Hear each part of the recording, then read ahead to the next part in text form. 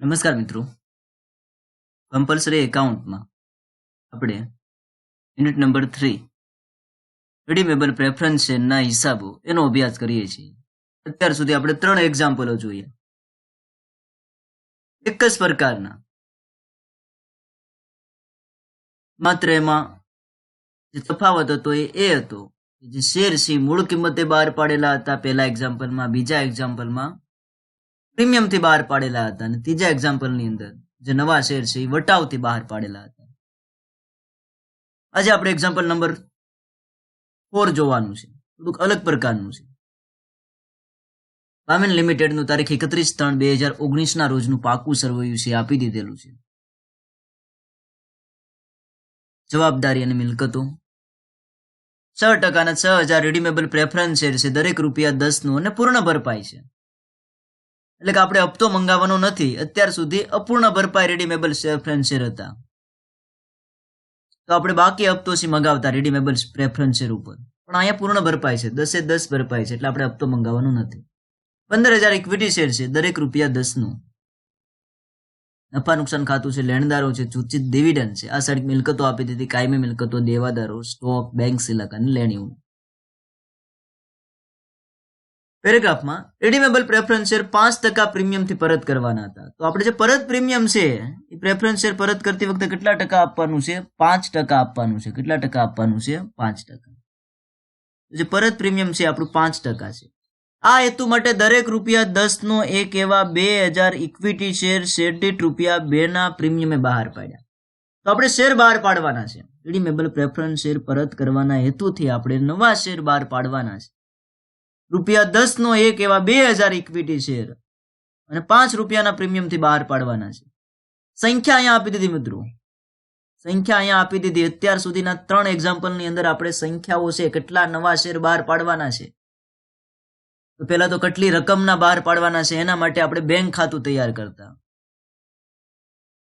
એમાં તમને આખરની bank select કેટલી રાખવાની છે એ કહેવામાં આવેલું.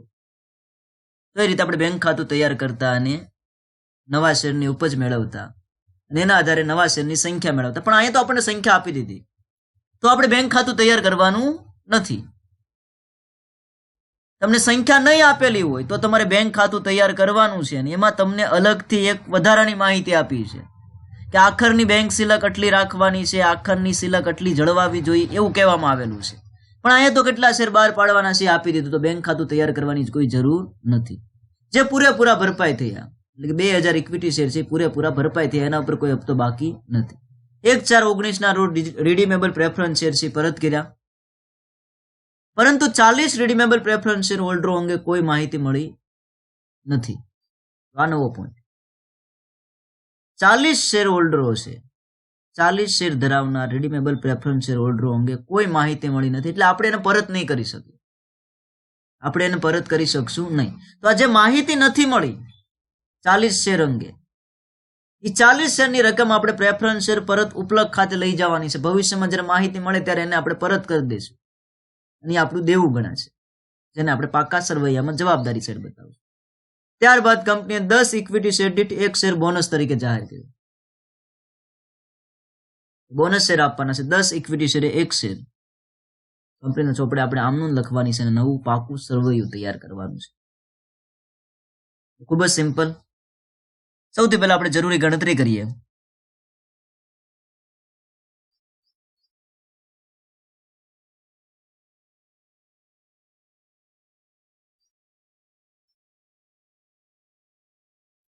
નંબર 1,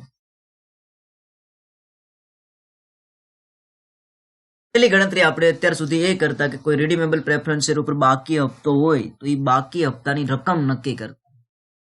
પણ અહીંયા બાકી હપ્તો છે નહીં, એટલે પહેલી ગણતરી આવશે નહીં. બીજી ગણતરી આપણે પ્રેફરન્સ શેર પરત કરવા જરૂરી રકમ નહીં કરતા, તો એ ગણતરી હવે અહીંયા આવશે. તો પહેલી ગણતરી પ્રેફરન્સ શેર પરત કરવા જરૂરી રકમ. એક જ પ્રકારના પ્રેફરન્સ શેર છે, મૂળ કિંમત આપણે પરત કરવાની છે.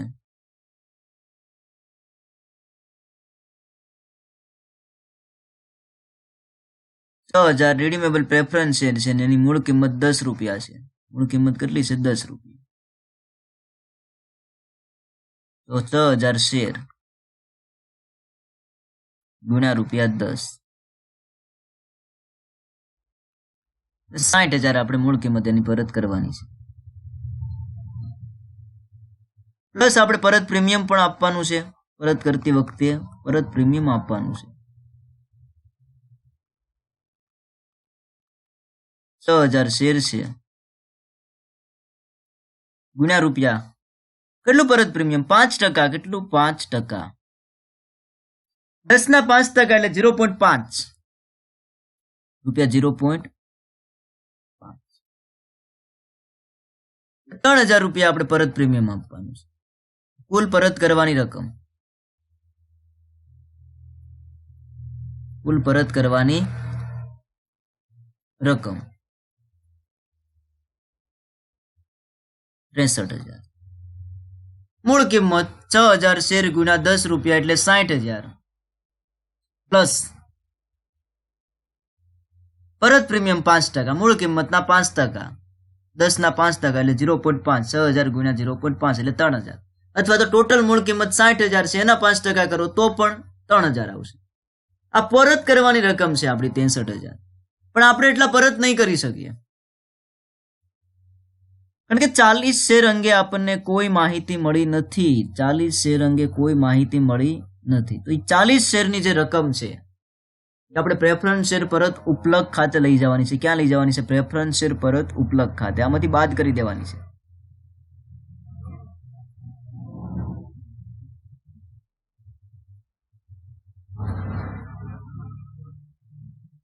પ્રેફરન્સ શેર પરત ઉપલક ખાતે 40 શેર ગુણ્યા 10 મૂળ કિંમત આપણે પરત કરવાની છે અને 0.5 પ્રીમિયમ. તો ટોટલ આપણે 10.5 શેર દીઠ આપણે આપવાના છે. જે રકમ થાય એ આપણે પ્રેફરન્સ શેર પરત ઉપલક ખાતે લઈ જવાની છે. 40 ગુણ્યા 10.5 એટલે 420 રૂપિયા.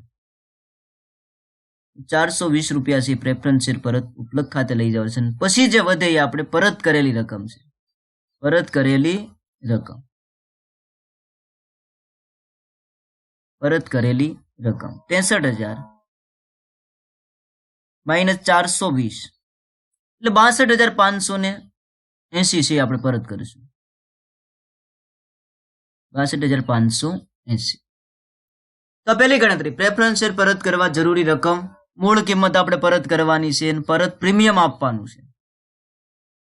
કુલ પરત કરવાની રકમ આપણી 63,000 થાય. પણ આપણે 63,000 પરત નહીં કરી શકીએ કારણ કે 40 શેર અંગે આપણને માહિતી મળી નથી.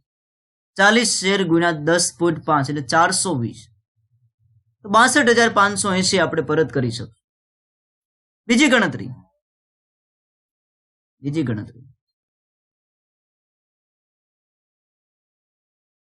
રોકાણો આપણે અહીંયા વેચ્યા નથી.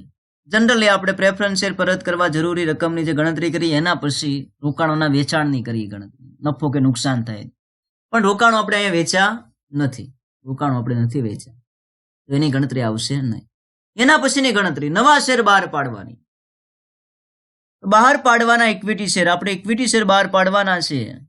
કયા શેર? ઇક્વિટી શેર બહાર પાડવાના.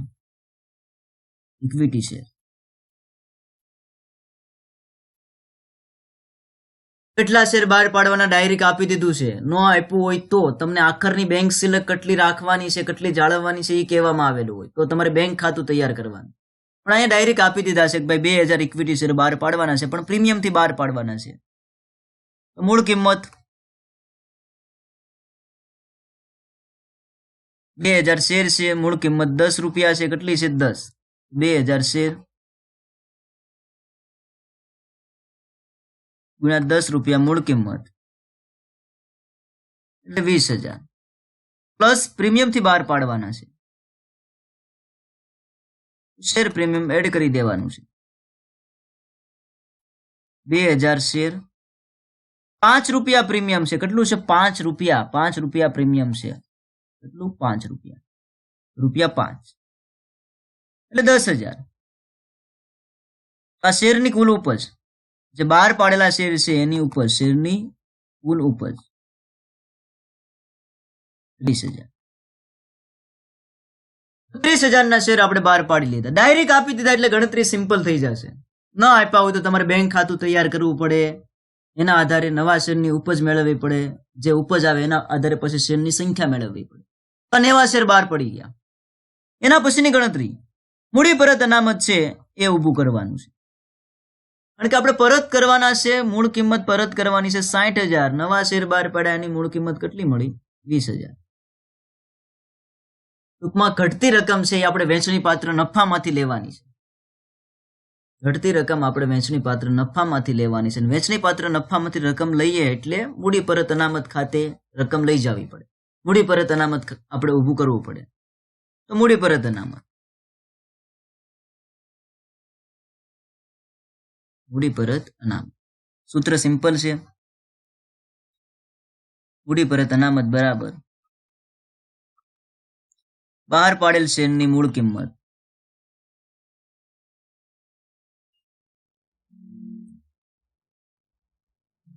માઇનસ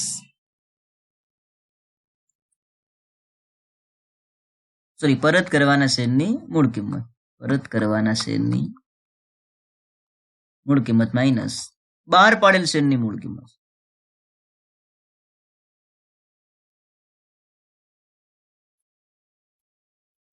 કેટલી રકમ મૂડી પરત અનામત ખાતેથી લઈ જવાની છે, એટલે કે કેટલી રકમ શેર પરત કરવા માટે વહેંચણી પાત્ર નફામાંથી લેવાની છે.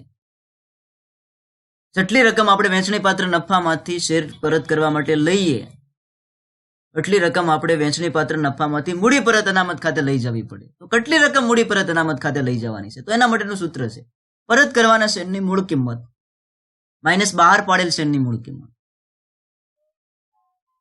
તો પરત કરવાના શેરની મૂળ કિંમત 60,000. જે શેર આપણે પરત કરવાના છે એની મૂળ કિંમત કેટલી છે? 60,000 માઇનસ બહાર પાડેલ શેરની મૂળ કિંમત. જે શેર આપણે બહાર પાડ્યા એટલે કે ઇક્વિટી શેર, એની મૂળ કિંમત કેટલી છે? 20,000. તો આપણે 40,000 રૂપિયા છે મૂડી પરત અનામત ખાતે લઈ જવાના છે. અને કેમાંથી લઈ જવાના છે? વહેંચણી પાત્ર નફામાંથી. તો વહેંચણી પાત્ર નફો એટલે આપણું સામાન્ય અનામત. તો સામાન્ય અનામત પૂરતું ના હોય તો ઘટતી રકમ નફા નુકસાન ખાતેથી લેવાની છે, એ પણ આપણો વહેંચણી પાત્ર નફો છે.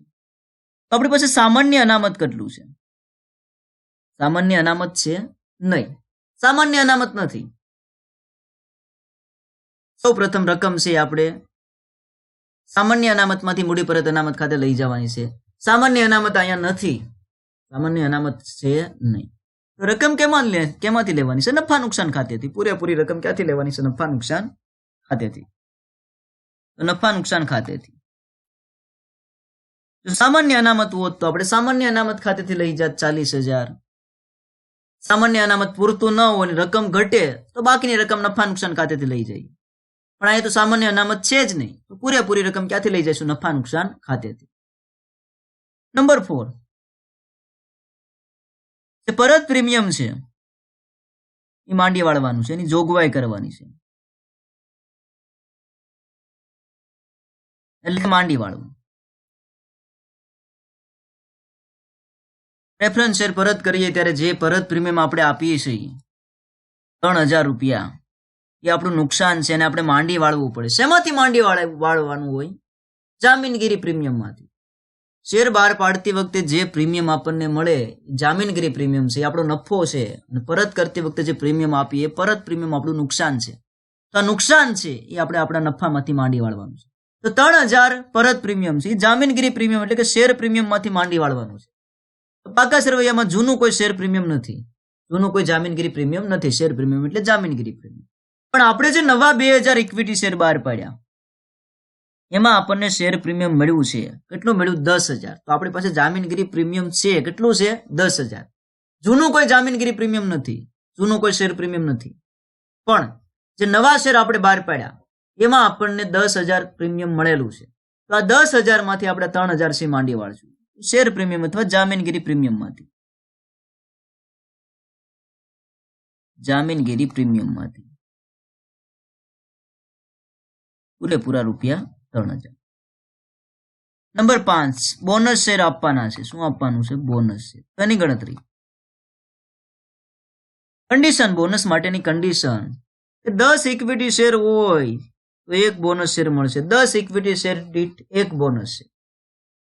તો બોનસ શેર છે ઇક્વિટી શેર હોલ્ડરોને આપવાના હોય. તો એની પાસે 10 ઇક્વિટી શેર હોય તો એક બોનસ શેર મળે, એ ઇક્વિટી શેર મળે. કયો? Equity share.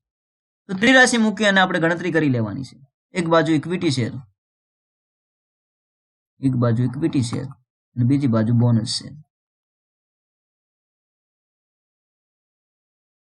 10 ઇક્વિટી શેર હોય તો એક બોનસ શેર મળે. વર્તમાન આપણા ઇક્વિટી શેર કેટલા છે?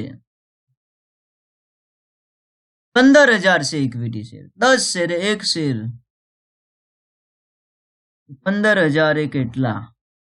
15,000 એ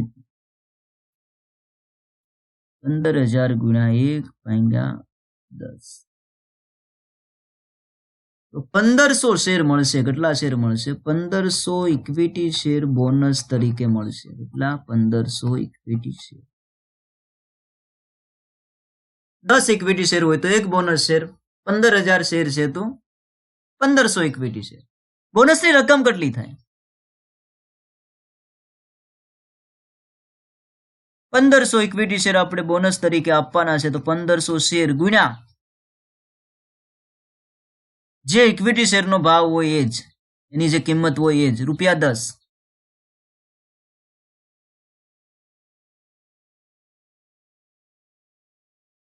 એટલે આપણે 15,000 છે,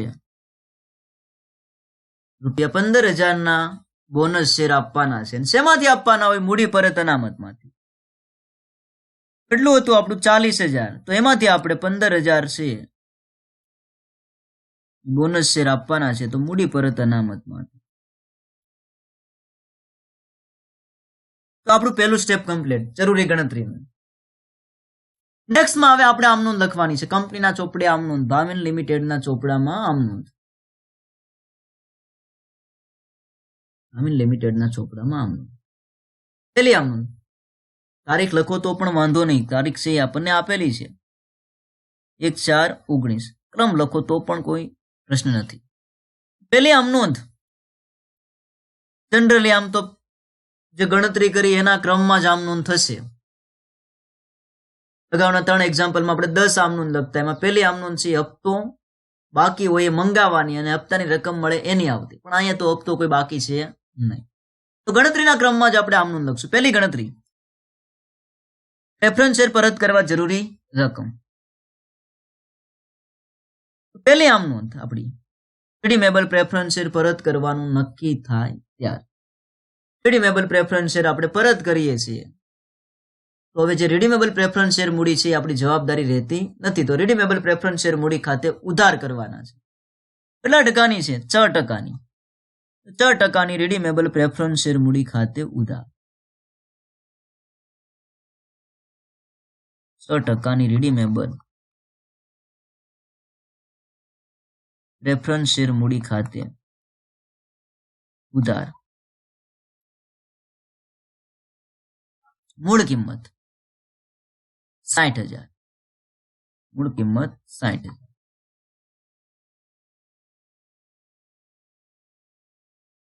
પરત પ્રીમિયમ આપવાનું છે. પરત પ્રીમિયમ આપણું નુકસાન છે, નુકસાનને આપણે ઉધાર કરશું. પ્રેફરન્સ શેર પરતના પ્રીમિયમ ખાતે ઉધાર 3,000. Preference share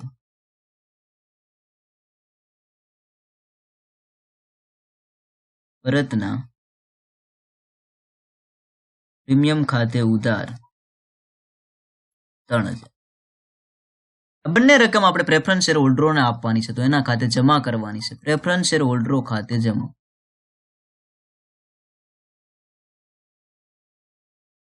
63,000.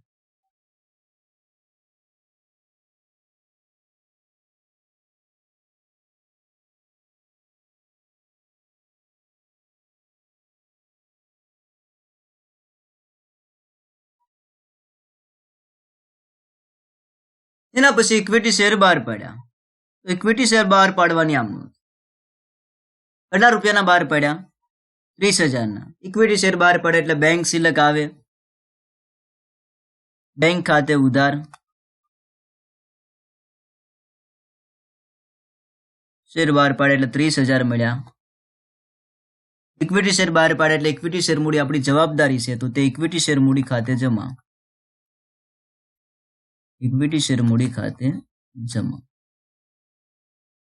मात्र मूळ किंमत, कई किंमत? मूळ किंमत। मूळ किंमत કેટલી છે? 20,000।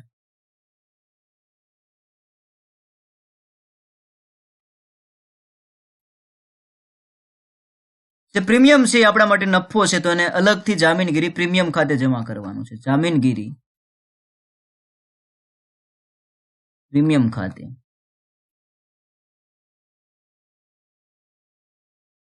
શેર પ્રીમિયમ કેટલું છે? 10,000।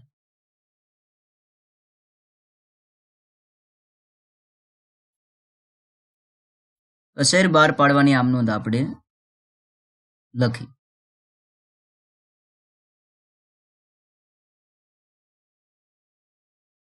ત્રીજી ગણતરીમાં મૂડી પરત અનામત ખાતે રકમ લઈ જવાની છે। મૂડી પરત અનામત આપણે ઊભું કરવાનું છે। રકમ કેમાંથી લઈ જવાની છે? નફા નુકસાન ખાતેથી લઈ જવાની છે। કેટલા લઈ જવાના છે? 40,000। જેમાંથી રકમ લઈ જવાની હોય એ બાકી આપણી ઓછી થાય। નફા નુકસાન ખાતાની બાકી હવે આપણી ઓછી રહેશે, એટલે કે ઉધાર કરવા પડશે। જેમાંથી રકમ લેવાની છે, વેચણી પાત્ર નફામાંથી રકમ લેવાની છે, અને વેચણી પાત્ર નફો એટલે કે અહીંયા નફા નુકસાન ખાતેથી રકમ લેવાની છે। તો નફા નુકસાન ખાતે ઉધાર કરશું અને રકમ ક્યાં લઈ જવાની છે? મૂડી પરત અનામત ખાતે। તો મૂડી પરત અનામત ખાતે જમા કરશું। કેટલા? 40,000। નફા નુકસાન ખાતે ઉધાર,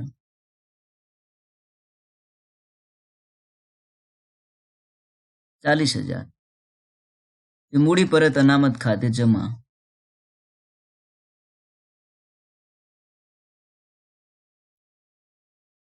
₹40,000।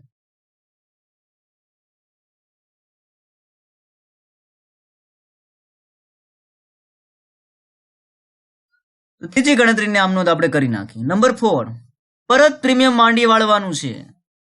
પરત પ્રીમિયમ આપણું નુકસાન છે, આપણે માંડી વાળવાનું છે। જેમાંથી માંડી વાળવાનું હોય એ ખાતે ઉધાર। શેમાંથી માંડી વાળવાનું છે? જામીનગીરી પ્રીમિયમ માંથી। તો જામીનગીરી પ્રીમિયમ ખાતે ઉધાર કેટલું માંડી વાળવાનું છે? 3,000। નંબર 4, જામીનગીરી પ્રીમિયમ ખાતે ઉધાર, જામીનગીરી પ્રીમિયમ ખાતે ઉધાર 3,000।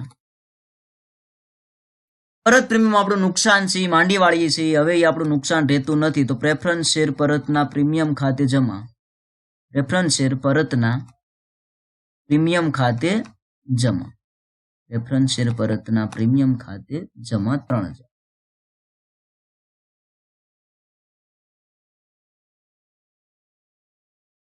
પ્રેફરન્સ શેર પરતનું પ્રીમિયમ માંડી વાળી પછી આપણે હવે આપણા પ્રેફરન્સ શેર હોલ્ડરોને રકમ ચૂકવી દેવાની છે। પ્રેફરન્સ શેર હોલ્ડરો લેનાર થાય એના ખાતે શું કરવાના છે? ઉધાર।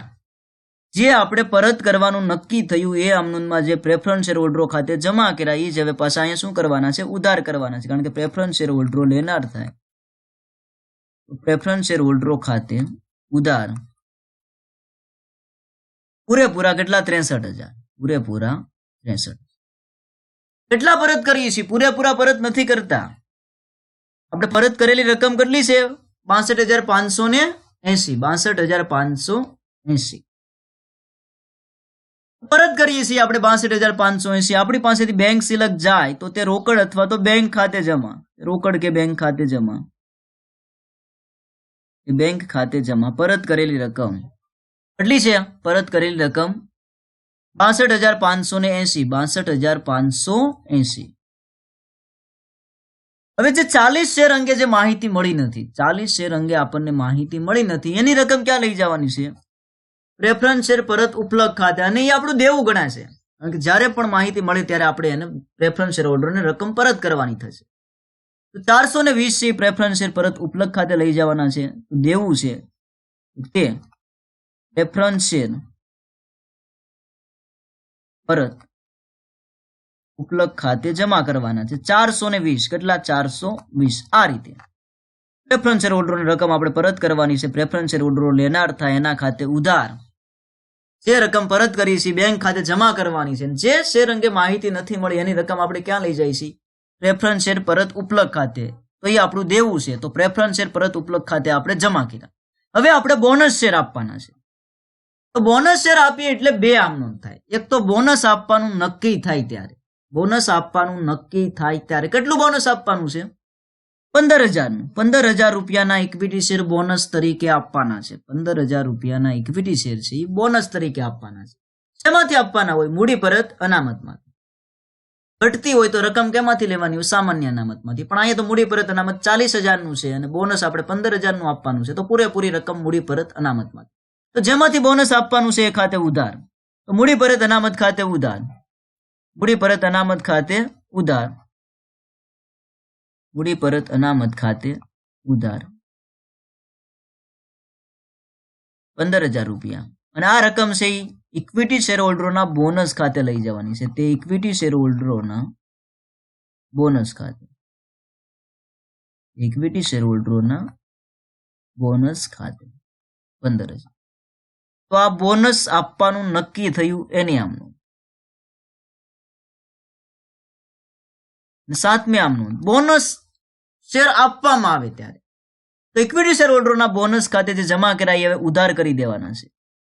ઇક્વિટી શેર હોલ્ડરોના બોનસ ખાતે, ઇક્વિટી શેર હોલ્ડરોના બોનસ ખાતે ઉધાર. બોનસમાં આપણે ઇક્વિટી શેર આપીએ છીએ, તો ઇક્વિટી શેર આપીએ એટલે હવે ઇક્વિટી શેર મૂડી આપણી જવાબદારી બનશે, તો તે ઇક્વિટી શેર મૂડી ખાતે જમા. ઇક્વિટી શેર મૂડી ખાતે જમા. પૂરેપૂરા 15,000. પૂરેપૂરા આપણે 15,000. ઓકે, તો તમામ આમનોંધ આપણે લખી નાખી. આમનોંધનો જે સરવાળો છે એ કરી નાખવાનો છે. કુલ સરવાળો જે આવતો હોય એ કુલ સરવાળો તમારે તમારી રીતે છે કરી નાખવાનો છે. તો આપણું બીજું સ્ટેપ અહીંયા કમ્પ્લીટ. બીજું સ્ટેપ છે આપણું કમ્પ્લીટ. નેક્સ્ટ હવે આપણે પાકું સર્વેયું તૈયાર કરવાનું છે. આમેન લિમિટેડનું 31/3/19 રોજનું પાકું સર્વેયું અથવા તો 1/4/19 રોજનું પાકું સર્વેયું. જવાબદારીઓ અને મિલકતો. સૌથી પહેલે હેડિંગ છે આપણું શેર મૂડીનું છે. સૌથી પહેલું હેડિંગ છે એ શેર મૂડી. જૂનું જે પાકું સર્વેયું છે રકમમાં આપેલું એના આધારે જ આપણે પાકું સર્વેયું છે તૈયાર કરવાનું છે. સૌથી પહેલા તો રિડીમેબલ પ્રેફરન્સ શેર છે એ આપણે પરત કરી દીધા, એને આપણે ધ્યાનમાં લેવાના નથી. પછી ઇક્વિટી શેર છે, કેટલા છે? 15,000. એ 15,000 જૂના ઇક્વિટી શેર છે. 15,000 જૂના ઇક્વિટી શેર. પછી આપણે 2,000 નવા ઇક્વિટી શેર બહાર પાડ્યા. કેટલા? 2,000. એટલે 15 ને 2 17,000 પ્લસ 1,500 ઇક્વિટી શેર આપણે બોનસ તરીકે આપ્યા. તો ટોટલ કેટલા ઇક્વિટી શેર? 15,000 જૂના, 15,000 જૂના શેર, 2,000 આપણે નવા ઇક્વિટી શેર બહાર પાડ્યા, 1,500 બોનસ શેર આપ્યા. 1,500 બોનસ શેર આપ્યા. બોનસ ટોટલ આપણા 18,500 ઇક્વિટી શેર છે. કેટલા છે? 18,500 ઇક્વિટી શેર. ટોટલ આપણા 18,500 ઇક્વિટી શેર છે વર્તમાનમાં. દરેકનો ભાવ કેટલો છે? 10 રૂપિયા છે. 18,500 ઇક્વિટી શેર, દરેક રૂપિયા 10 નો પૂર્ણ ભરપાઈ.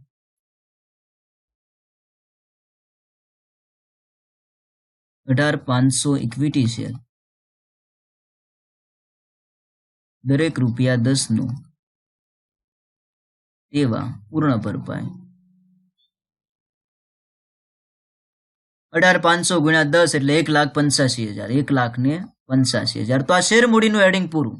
માત્ર ઇક્વિટી શેર, જૂના શેર 15,000 પ્લસ નવા 2,000 બહાર પાડ્યા એટલે 17,000 પ્લસ 1,500 બોનસ શેર આપ્યા. ટોટલ 18,500. અનામત અને વધારો. નેક્સ્ટ હેડિંગ અનામત અને વધારો. અનામત અને વધારો. 4 પ્રકારના જે અનામત છે, સામાન્ય અનામત, નફા નુકસાન ખાતું, જામીનગીરી પ્રીમિયમ અને મૂડી પરત અનામત, એ આ હેડિંગ નીચે આવશે.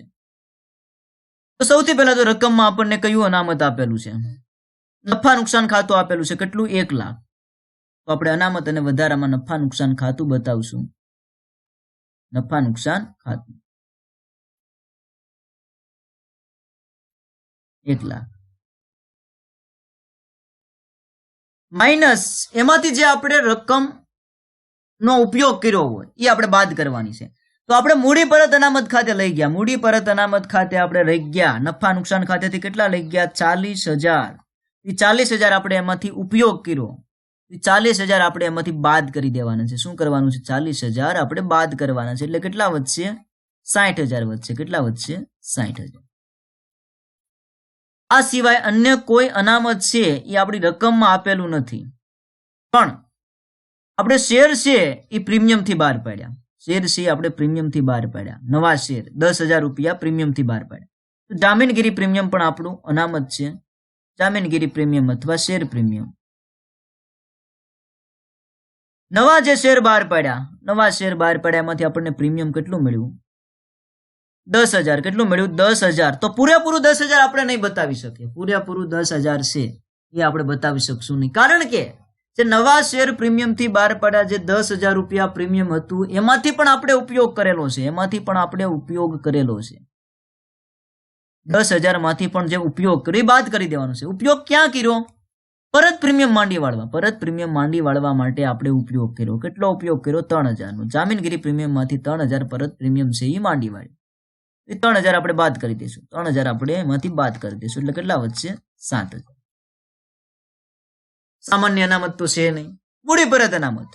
મૂડી પરત અનામત કેટલી રકમનું ઊભું કરેલું હતું? મૂડી પરત અનામત નફા નુકસાન ખાતેથી આપણે 40,000 રૂપિયા લઈ જઈ અને મૂડી પરત અનામત ઊભું કરેલું હતું. તો આપણે 40,000 પહેલા તો કાઉન્સમાં બતાવશું. પૂરેપૂરા 40,000 માઇનસ એમાંથી જે બોનસ શેર આપ્યા, જે ઉપયોગ કર્યો એ અનામતમાંથી બોનસ શેર આપવા માટે એ બાદ કરી દેવાનું છે. કેટલા રૂપિયાનો બોનસ શેર આપ્યા? 15,000 રૂપિયાનો. તો 15,000 આપણે એમાંથી બાદ કરી દઈશું. શું કરશું? 15,000 આપણે એમાંથી બાદ કરી દઈશું. 25,000 વધશે. કેટલા વધશે? 25. બસ અનામત અને વધારાનું એડિંગ પણ પૂરું. એના પછી તારણ વાળી લોન. રકમની અંદર ડિબેન્ચર આપેલા હોય તો ડિબેન્ચર અહીંયા આવશે. તારણ વગરની લોન.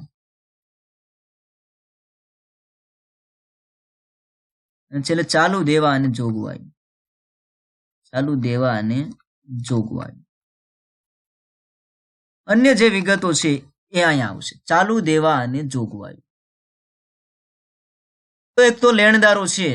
કેટલા છે? 60,000 ના. તો લેણદારો 60,000.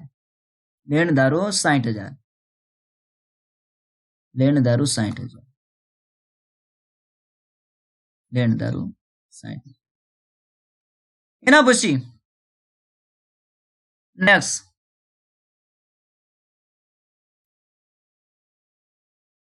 સૂચિત ડિવિડન્ડ છે. તો એ આપણી જોગવાઈ છે, તો એ પણ અહીંયા આવશે. સૂચિત ડિવિડન્ડ 30,000. સૂચિત ડિવિડન્ડ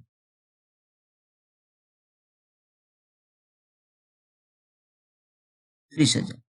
આ ઉપરાંત જે રકમ આપણે પ્રેફરન્સ શેર પરત ઉપલબ્ધ ખાતે લઈ ગયા એ પણ આપણું દેવું છે, કારણ કે 40 પ્રેફરન્સ શેર અંગે માહિતી નથી મળી, તો એને જે પરત કરવાની રકમ છે 420 એ આપણે પ્રેફરન્સ શેર પરત ઉપલબ્ધ ખાતે લઈ ગયા એ પણ આપણું દેવું છે, કારણ કે જ્યારે માહિતી મળે ત્યારે આપણે ચૂકવવાના છે. તો 420 એ પણ આપણે અહીંયા બતાવું છું ચાલુ દેવામાં. પ્રેફરન્સ શેર પરત ઉપલબ્ધ ખાતે. પ્રેફરન્સ શેર પરત ઉપલબ્ધ ખાતે 420. જવાબદારી સાઈડ બધું પૂરું. મિલકતો સાઈડ કાયમી મિલકતો. મિલકતો સાઈડ કાયમી મિલકતો.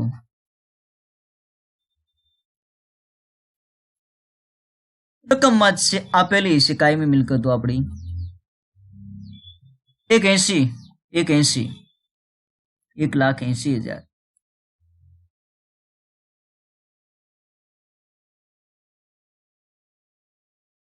રોકાણું નથી, પણ રોકાણુંનું હેડિંગ આપણે બતાવવાનું છે. રોકાણું રકમમાં આપેલા નથી તો આપણે નહીં બતાવી, અને આપેલા હોય અને વેચી દીધા હોય તોય નહીં બતાવી, પણ વેચા નહીં હોય તો આપણે બતાવશું. એના પછીનું હેડિંગ ચાલુ મિલકતો.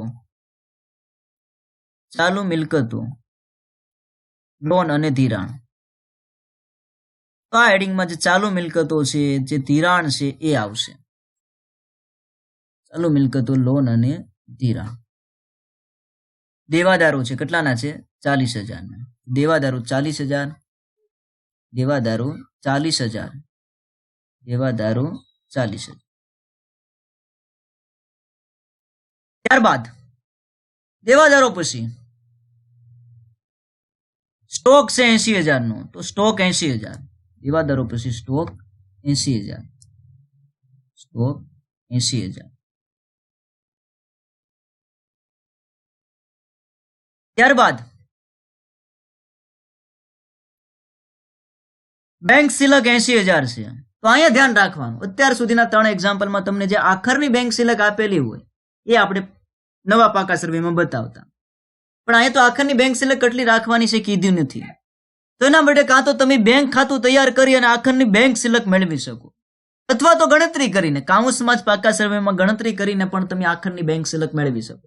તો બેંક સિલક 80,000 છે, આ શરૂની છે. જો તમને એમ કીધું કે ભાઈ આખરની બેંક સિલક એટલી રાખવાની છે, તો તમે જે આખરની બેંક સિલક હોય એ જ પાકા સર્વેમાં બતાવત. પણ અહીંયા તો આખરની બેંક સિલક આપી જ નથી, કારણ કે શેર છે એ ડાયરેક્ટ આપી દીધા છે બહાર પાડવાના. તો આપણે આખરની બેંક સિલકની ગણતરી કરવી પડશે. એના માટે તમે બેંક ખાતું તૈયાર કરીને પણ ગણતરી કરી શકો અને એમને પણ ગણતરી કરી શકો. તો બેંક સિલક 80,000, બેંક સિલક 80,000,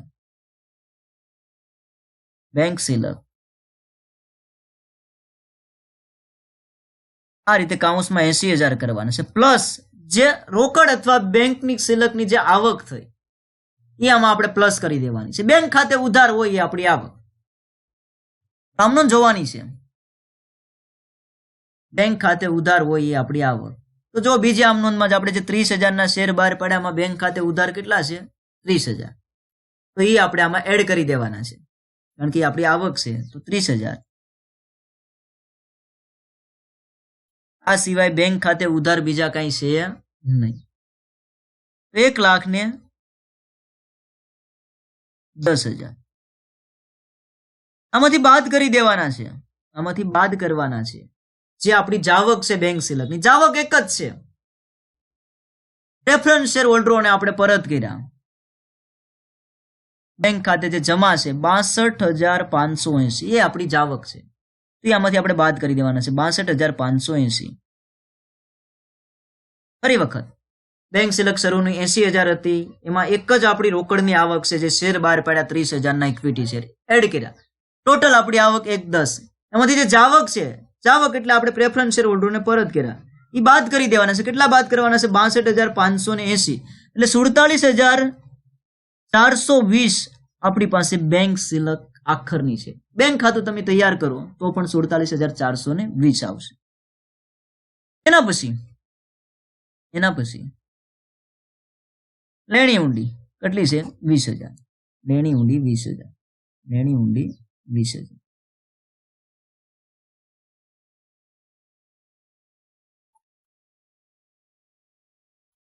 છેલ્લું હેડિંગ પરચુરણ ખર્ચા. આની અંદર પ્રાથમિક ખર્ચા એટલે કે અવાસ્તવિક મિલકતો આવે. નવા શેર વટાવથી બહાર પાડ્યા હોય તો શેર વટાવ આવે, પણ અહીંયા નવા શેર વટાવથી બહાર પાડ્યા નથી. ઓકે, તો અહીંયા આપણું પાકું સર્વે પણ કમ્પ્લીટ. આપણે માત્ર ટોટલ છે કરવાનું છે. પેલા આપણે મિલકત સાઈડનું ટોટલ કરીએ. ઇક્વિટી શેર 1,85,000 ના છે. નફા નુકસાન ખાતું 60,000 નું છે. નફા નુકસાન ખાતું 60,000 નું. જામીનગીરી પ્રીમિયમ 7,000 છે. પૂરી પરત અનામત 25,000 છે.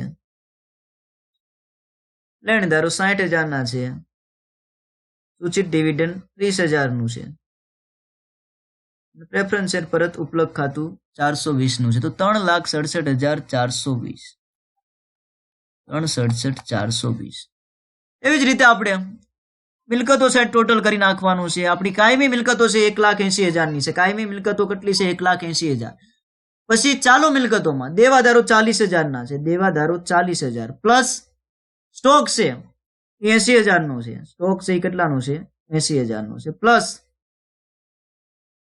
આપણી જે લેણી ઊંડી છે 47,400 બેંક સિલક છે એ 47,420 છે. પ્લસ આપણી જે લેણી ઊંડી છે એ 20,000 ની છે. તો આ બાજુ પણ 3,67,420. ઓકે મિત્રો, અહીંયા આપણું એક્ઝામ્પલ છે પૂરું. Thank you very much.